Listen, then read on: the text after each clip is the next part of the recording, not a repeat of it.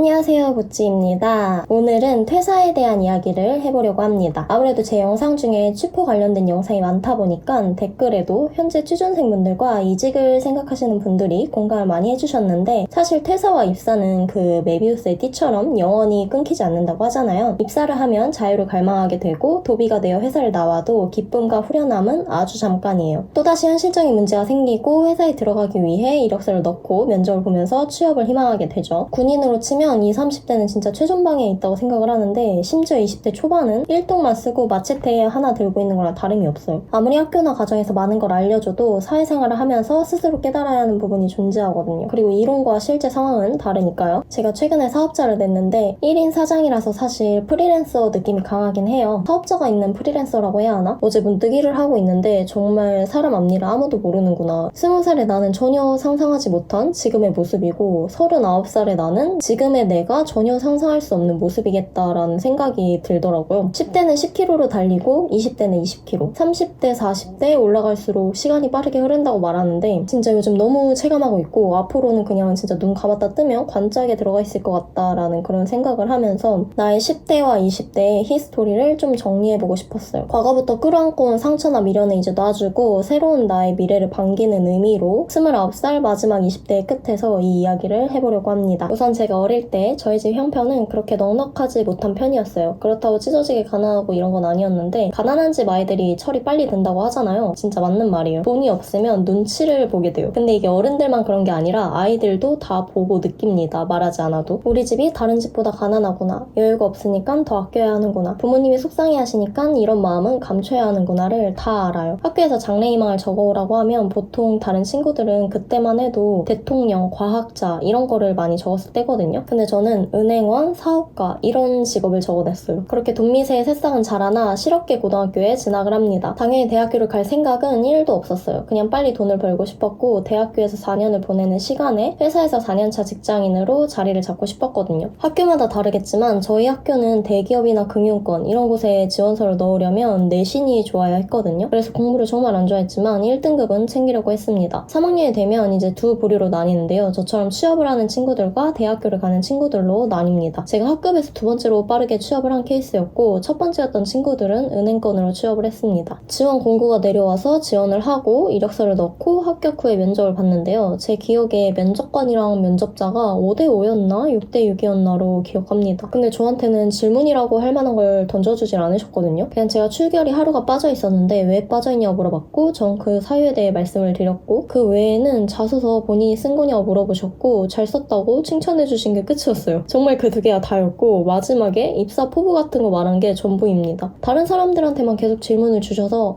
나는 탈락이구나 속으로 생각을 했고, 그래도 끝까지 인상 좋게 마무리하자는 마음으로 옆에 사람들 대답하는 말에 귀 기울이면서 면접 보는 동안 계속 미소를 짓고 있었습니다. 그리고 나서는 이제 머릿속에서 잊혀진 상태로 학교 생활을 하고 있었는데요. 그러다가 여름방학 식날 취업을 당했습니다. 정확한 일자까지는 기억이 나지 않지만 7월은 확실히 기억이 나는 게, 여름방학이 시작돼서 방학 식날 친구들을 이끌고 저희 집으로 갔어요. 이제 드디어 자유다, 신나게 놀아야지 했는데 집에 도착하자마자 담임선생님께 전화가 오는 거예요. 너 합격돼서 지금 바로 학교 와가지고 설명 같은 거 들어야 된다고. 그렇게 약간 어리벙벙한 상태로 친구들과 슬픈 작별을 하고 학교에 다시 불려갔습니다. 그리고 며칠 후에 짐을 싸서 합격한 회사의 기숙사로 갔는데, 지금 생각하면 짐이랄 것도 없어요. 칫솔 치약 같은 세안도구랑 담요 큰 거 하나 갖고 갔습니다. 당시 그곳은 제가 머리 털라고 처음 가보는 지역이었고, 가족은커녕 친구도 당연히 없는 완벽한 타지였었는데, 진짜 겁도 없이 그렇게 첫 사회생활을 19살 타지에서 시작하게 됩니다. 제가 들어간 회사는 대기업 생산직이었고요. 오퍼레이터라고 하죠. 우리나라 사람이라면 누구나 알만한 아주 큰 회사고, 회사명은 따로 언급하진 않을게요. 생산직이라고 하면 김치공장, 신발공장 이런 곳처럼 일할 거라고 생각하시는 분들이 생각보다 많더라고요. 전 앉아서 데이터 확인하고 장비 제대로 돌아가게 하고, 뭐 깊게는 말 안 하겠지만 여러분이 생각하시는 것보다 훨씬 쾌적한 환경이긴 해요. 아무튼 입사를 처음 하고 나서는 기분이 너무 좋았어요. 뭐가 됐든 대기업이잖아요. 제가 그 당시 19살, 20살에 받았던 보너스를 포함한 연봉이 40대 평균 연봉으로 알고 있거든요. 제 친구들은 이제 막 대학교 가서 부모님한테 용돈 받아 쓰거나 파트타임 알바해서 한 달에 50만원, 80만원 이렇게 버는데, 저는 적금하는 금액만 그 이상을 했으니까. 근데 여기서 문제가, 제가 아무런 경험 없이 바로 취업을 했잖아요. 비교할 데이터가 없으니까 좋은 회사인지 나쁜 회사인지 판단할 수가 없는 거예요. 지금은 이제 대기업, 중소기업, 스타트업, 웹 에이전시, 방송국, 정규직, 계약직, 아르바이트 등등 다 겪고 나니까 데이터가 어느 정도 쌓여서 분별이 가능하지만 그때는 아니었거든요. 그래서 버는 돈은 항상 아무리 많아도 부족했고 교대 근무 말고 남들 쉴 때 같이 쉬고 일할 때 같이 일하고 싶었어요. 남들 일할 때 쉬는 게 얼마나 개꿀인지도 모르고. 첫 회사는 보통 제일 오래 일하잖아요. 위에서 말한 것처럼 비교 대상이 없으니까 좀 오래 참는다고 해야 하나? 아무튼 횟수로 5년을 다녔는데 제가 퇴사를 결정할 당시의 상황은 일하던 팀에서 다른 팀으로 전배를 가게 되면서 저보다 12살, 20살 이상 차이 나는 분들과 함께 일을 해야 했어요. 근데 텃세가 정말 심했거든요. 극소수 인원으로 15년, 20년 동안 함께 일한 사람들 사이에 새로운 사람이 들어오면 여러분이 생각하는 것 이상으로 그들의 유대관계가 끈끈해집니다. 거의 뭐 전쟁을 함께 겪은 전후에 뺨쳐요. 이거에 대해 이야기하면 끝도 없어서 그냥 매일 집에 와서 울었던 기억이 납니다. 만약에 기존 팀에 남아있었다면 아직도 일하고 있을 수도 있어요. 그만큼 퇴사한 이유 중에 가장 큰 비중을 차지한 게 사람이었거든요. 일은 힘들어도 적응할 수 있는데 사람이 힘든 건 진짜 적응이 안 되는 거예요. 그게 가장 힘들었고 두 번째는 건강의 적신호였습니다. 교대 근무가 건강에 정말 안 좋거든요. 생활 패턴이 매주 바뀌는 건데 좋을 수가 없죠. 게다가 저는 몸이 굉장히 예민한 편인데 어느 정도냐면 오늘 뭔가 이상하다 싶으면 바로 몸살이 오고 잠을 충분히 못 자면 감기 증상처럼 두통과 콧물이 심해지는데 푹 자고 일어나면 이런 게 싹 사라져요. 그리고 평소보다 과하게 힘을 쓰거나 하면 하혈을 합니다. 진짜 쓰레기 같은 몸이에요. 처음에는 젊고 체력이 좋으니까 야간 근무할 때 너무 좋은 거예요. 사람이 없어서 조용하고 야간이 보통 더 한가하거든요. 근데 이제 시간이 흐를수록 야간 근무만 하면 거짓말처럼 하혈을 하는 거예요. 이게 한두 번이 아니라 거의 6개월 가까이 야간 근무 때마다 하혈을 하니까 병원에 갔어요. 의사 선생님이 하시는 말이 일을 그만두지 않는 이상 해결 방법이 없다는 거예요. 그래서 그때 처음으로 내가 지금 버는 돈이 이 회사를 나가는 순간부터 내 치료비와 노후 자금으로 들어가겠구나 생각하게 되었습니다. 그리고 세 번째는 첫 회사이자 마지막 회사가 돼버리면 내가 너무 우물한 개구리로 살다가 떠날 것 같은 거예요. 세상은 바다처럼 넓은데 나는 이 작은 1평짜리 우물에서 하루살이 마냥 한 해를 보고 그게 세상의 전부인 줄 알고 죽는 거잖아요. 뭐 대단한 목표나 거창한 꿈은 없지만 적어도 이렇게 한 가지만 경험하고 죽긴 싫었어요. 그리고 내 직업을 자랑스럽게 생각하지 못한 것도 있는데 내가 아무리 열심히 일하고 돈을 잘 벌어도 남들은 쉽게 공순이라는 말로 정의해버리더라고요. 지금이었으면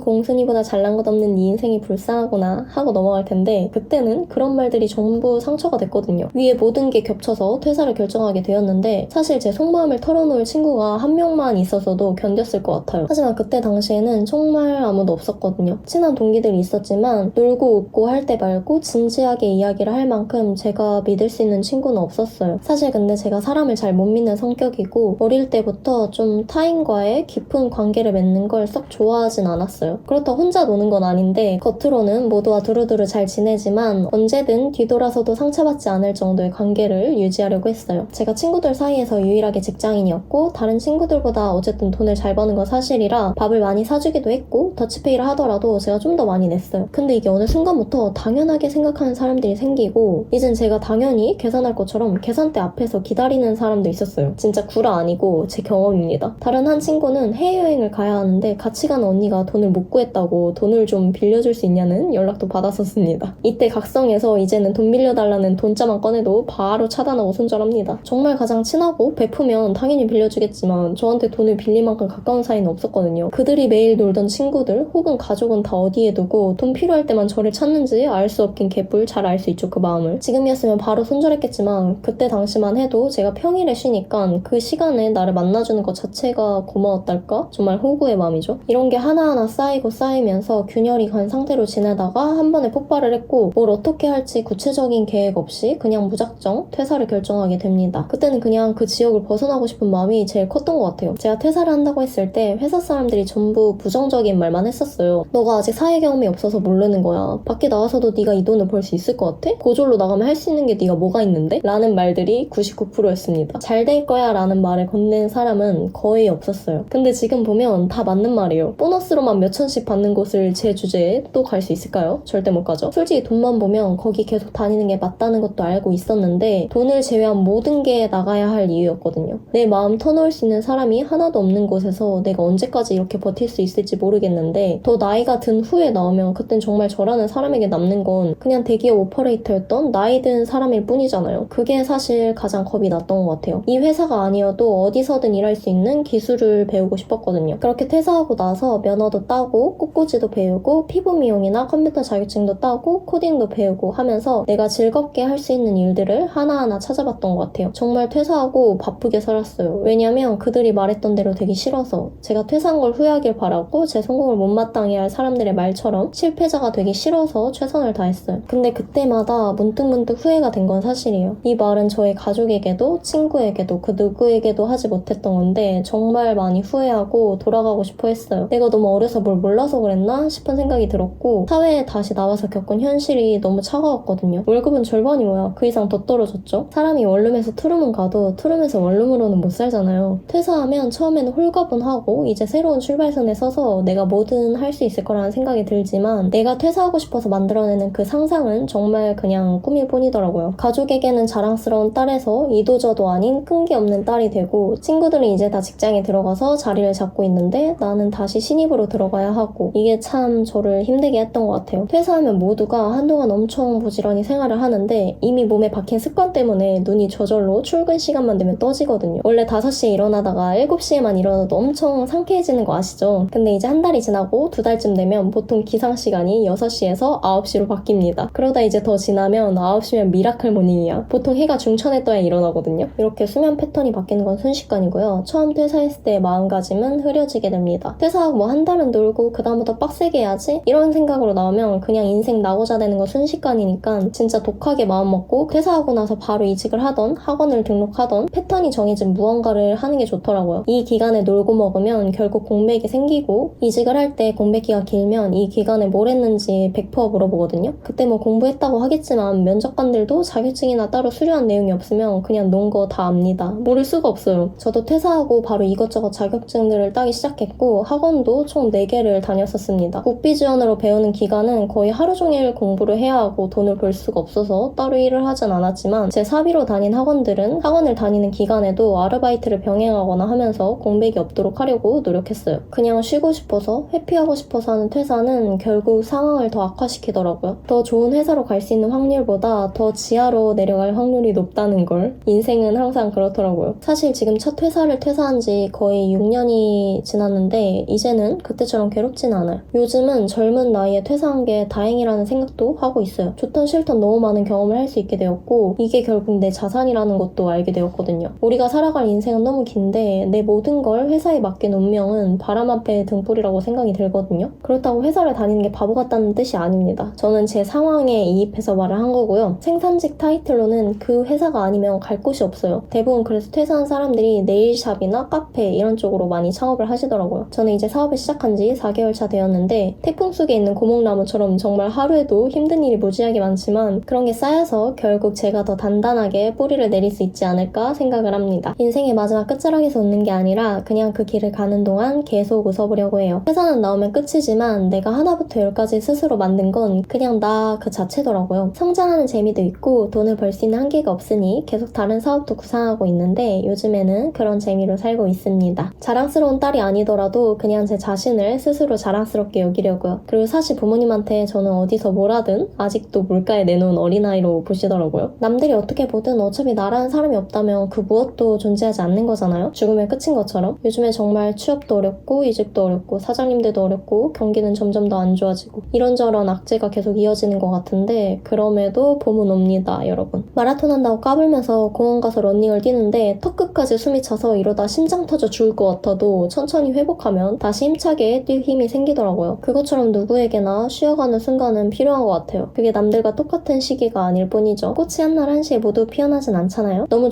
조급해하기보다는 지금 이 순간에 내가 할 수 있는 최선을 다한다면 뒤돌아봤을 때 어느 순간 내가 걸어온 길에 꽃이 피어있지 않을까 하는 제법 F처럼 말했죠. 다음 영상에서는 제가 밤에 꽃게를 잡으러 가는 걸 찍어볼까 하는데 사실 엊그제 다녀와서 몸살이 장난 아니에요. 생각보다 재밌기도 하고 처음이라 장비의 필요성을 잘 몰라서 호되게 당했는데 이번에 쿠팡으로 아주 단단히 준비해 갈 거니까 같이 해루질하러 가보자고요. 그러면 오늘도 편안한 밤 되시길 바라면서 저는 이만 물러가 보겠습니다. 다음 영상에서 만나요. 안녕.